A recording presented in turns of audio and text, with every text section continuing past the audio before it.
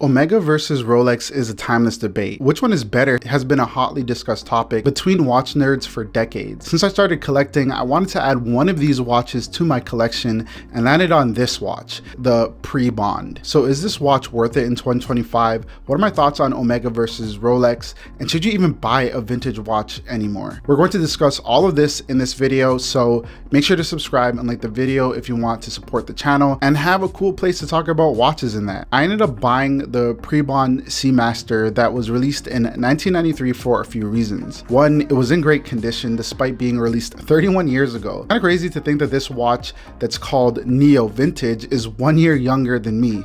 I feel old. But anyways, the other reason I bought this watch is because I love the way it looks. From the steel case, the dial that is very similar in looks to a modern Omega, the sword hands that have pretty awesome lume, the iconic Omega logo, and of course other things like a brushed steel bracelet, the Omega hippocampus on the case back, the sapphire display, a date window at 3 o'clock, and the 60-click unidirectional bezel. There's just a lot to love about this watch. I think it looks good with most outfits and can easily be a go anywhere, do anything kind of watch. The main reason I bought this watch is because my mother has an Omega and I don't recall which one it was because at the time when she told me about it, I was not into watches at all and I had no idea what Omega even was. And at that time, I just wanted to have a watch connection with my mother, and now I do.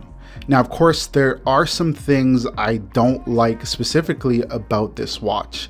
The clasp is not my favorite and doesn't feature good micro adjustments. It's also 36 millimeters, so it's a bit small on my large wrists, and it's a quartz, which I don't mind too much, but I feel like automatic would have been better for a watch of this caliber. But regardless, this watch is a bit sentimental to me and I just love wearing it. Now here's what I'm assuming that most of you have come here for: Omega versus Rolex. Which one is better? A lot of the debate is which watchmaker makes a better watch between the two in terms of movements, innovation, and brand recognition. I should say that regardless of what I say next, everything is subjective. You might have a completely different take on it than I do, and that's okay. We're here to discuss. And I have to say that both watch companies make amazing watches. However, I think that for me, I prefer Omega over a Rolex for a variety of reasons.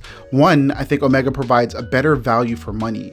Omega offers a similar or better quality than Rolex watches for a lower price, while Rolex prices have skyrocketed in the last few years. The Omega brand has more of a history with it, being the first watch on the moon, the watch of James Bond, and literally being an older company with its first workshop being opened in 1848 versus Rolex being founded in 1905. There are also some more practical things like Omega offering more models and materials, colorways, sizes, and design choices, while Rolex is a bit more conservative on that front.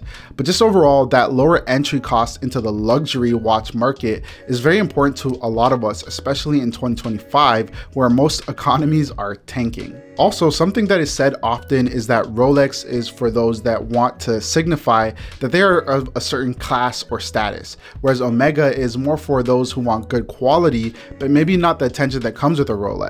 They are just watch lovers at heart. And I kind of agree, mostly because Rolex has a worldwide brand recognition. And when you see someone with a Rolex, you think one of two things. You think either it's fake or that they have lots of cash. A lot of people, including myself, before we started watch collecting, mostly knew about Rolex as that luxury watch brand. And that's kudos to their marketing.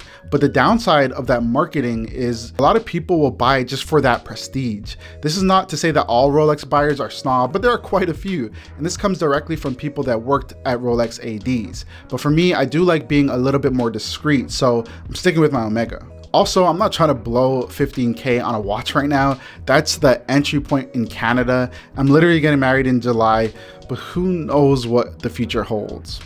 That's not to say that people only buy Rolex for status. There are actually practical reasons like its investment potential. They may like the designs better. They also have in-house manufacturing and of course the simplicity of the lineup. But for me, I still just like Omega better. Now to quickly touch on why I went with a Neo vintage watch versus a modern watch is a few reasons. I think that the watch I bought, despite being released 31 years ago, I feel old, holds its own versus today's Omega Seamasters. It's a bit thinner, which I actually prefer, but in terms of design, it doesn't look insanely different from the modern Seamaster, minus the missing helium valve. There are also things like affordability and the fact that vintage watches, again, are a good entry point into luxury watches. It's just easier to afford for most people. A vintage watch also has a story behind each piece. When I opened up the box, I immediately wondered, how many people owned this watch? Where has it traveled to? Like, where has it been?